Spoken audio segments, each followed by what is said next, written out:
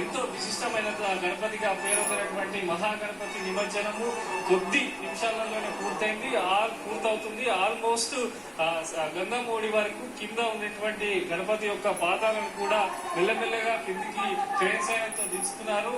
ఇటు పక్క వేలాదిగా భక్తులైతే ఈ అద్భుతమైనటువంటి నిమజ్జన దృశ్యాన్ని చూసేందుకు ఇక్కడ చాలా వరకు వేచి చూస్తున్నారు. ఎంతో మంది మహిళలు, వృద్ధులు, పిల్లల్ని తీసుకొని ఇక్కడికి తరలి రావడం జరిగింది. వారందరూ కూడా ఎంతో ఆశగా ఎదురు చూస్తున్నటువంటి ఖైరతాబాద్ బడా గణపతి యొక్క నిమజ్జనం అయితే కొద్ది నిమిషాలలోనే పూర్తి కాబోతుంది. ఆల్రెడీ మహాగణపతి యొక్క విగ్రహాన్ని సాగర ఏదైతే గంగమోడికి మెల్లమెల్లగా కిందికి దించుతున్నటువంటి విజువల్స్ చూస్తున్నాం. మరోపక్క బోట్లతోని అక్కడ లోతు కానీ వినాయకుడి నిమజ్జనం పూర్తయిన తర్వాత తీసుకోవాల్సిన జాగ్రత్తల పైన కూడా అక్కడ అధికారులు నిరంతరం పర్యవేక్షిస్తున్నారు.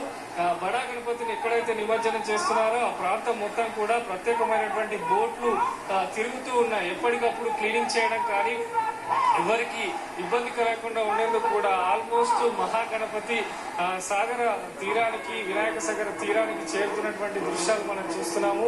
అక్కడ బోట్లను కూడా కొంత వెనుక కూడా పోవాలని చెప్పి కూడా పోలీస్ శాఖ వారు సూచనలు చేస్తున్నారు. ఎందుకంటే ఒకేసారి మహాగణపతి కిందికి కొంచెం దించుకుంటూ వెళ్ళి ఒకేసారి ఆ క్రేన్లకు ఉన్నటువంటి వైర్లను కూడా తొలగించడం జరుగుతుంది కనుక బడా గణపతి నిమజ్జనం పూర్తవుతుంది కనుక సూచనలు ఉండే బోట్ల వారికి కూడా పోలీస్ శాఖ జై బోలో గణేష్ మహారాజ్ కి,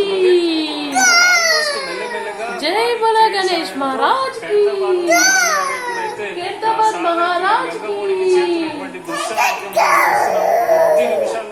గణపతి బప్ప.